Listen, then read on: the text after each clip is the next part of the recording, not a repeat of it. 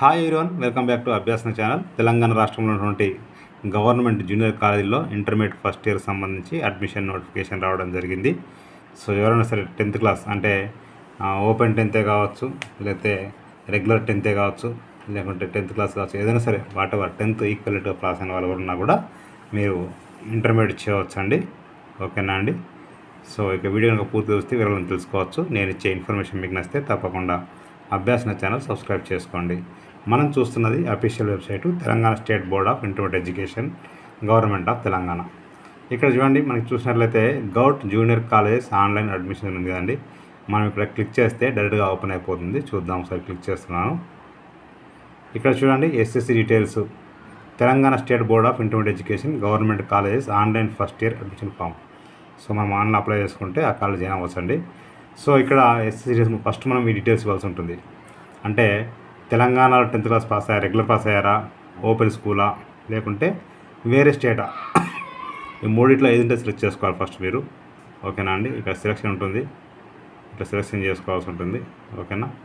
So టీఎస్ఎస్ఎస్సి పెట్టుకుంటే ఇక్కడ SSC hall ticket number, year of SSC pass year. ఓకేనా? ఇక్కడ ఎప్పుడు పాస్ అయ్యారు, మార్చ్, ఏప్రిల్ నుంచి జూన్, జూలై అయినా, అంటే రెగ్యులర్ కావచ్చు, లేకపోతే సప్లిమెంటరీ కావచ్చు, ఏదైనా కూడా. ఓకేనా అండి?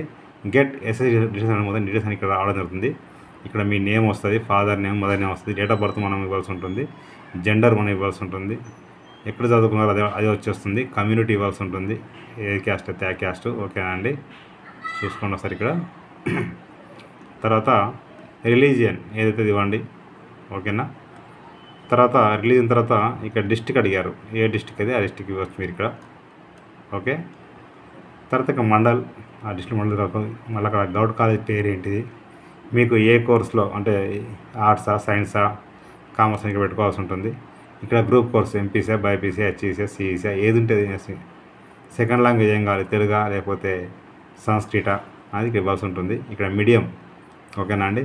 తర్వాత మొబైల్ నెంబర్ ఇక్కడ ఇచ్చేస్తే మీకు వెంటనే కింద సబ్మిట్ అనే లింక్ కనిపిస్తుంది. సబ్మిట్ చేస్తే ఆన్లైన్లో మీ యొక్క అప్లికేషన్ కంప్లీట్ అయిపోతుందండి. నేను డిస్క్రిప్షన్లో లింక్ అయితే ఇస్తాను, క్లిక్ చేస్తే ఓపెన్ అయిపోతుంది. ప్రతి ఒక్కరికి షేర్ చేయండి, ఫార్వర్డ్ చేయండి. మీకు నచ్చితే మీరు లైక్ చేయండి, షేర్ చేయండి, కామెంట్ చేయండి, సబ్స్క్రైబ్ చేయండి. Thank you so much.